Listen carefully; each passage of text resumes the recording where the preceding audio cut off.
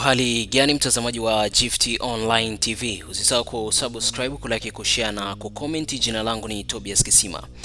Wizara ya Afya imesema imeendelea kufanya ufuatiliaji wa karibu na kutoa taarifa za kila siku kuhusu magonjwa ya mlipuko pamoja na tetesi za uwepo wa magonjwa hayo nchini, ambapo imesema tangu Februari hadi Aprili 2025 ufuatiliaji wa virusi vya COVID-19 umeonyesha ongezeko la maambukizi kutoka 1.4% wagonjwa wawili kati ya watu 139 waliopimwa mwezi Februari hadi 16.3% wagonjwa 31 kati ya 190 waliopimwa na mwezi March, na kisha 16.8 wagonjwa 31 kati ya watu 185 waliopimwa mwezi Aprili 2025.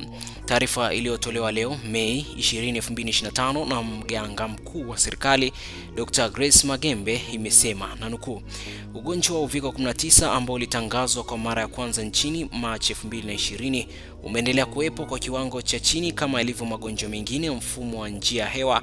Hali ya kuongezeka na kupungua kwa ugonjwa huu imekuwepo kila mwaka tangu kutangazwa kwa ugonjwa huu mwaka 2020. Kwa kipindi hiki ongezeko hili linaonekana zaidi katika mkoa wa Dar es Salaam.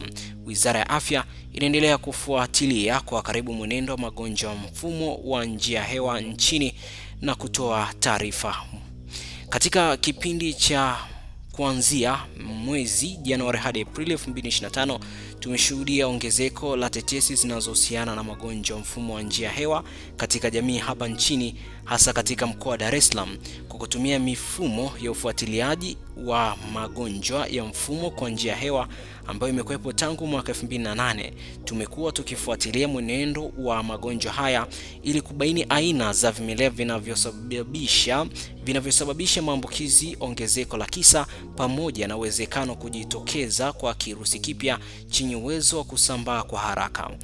Vipimo vya maabara vimebaini kuongezeka na kupungua kwa virusi vya influenza, hali ambayo imekuwa ikionekana pia katika miaka iliyopita na ndiyo maana hujulikana kama seasonal influenza.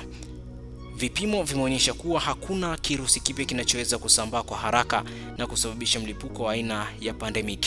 Mwisho wa kunukuu. Hiyo ndio taarifa ambayo nimeweza kukujuza wewe kuhusiana na ongezeko la COVID-19 na watu kuambiwa kwamba wachukue tahadhari. Nikutakia wakati mwema, usisahau kusubscribe, kulike, kushare na kucomment. Bye bye.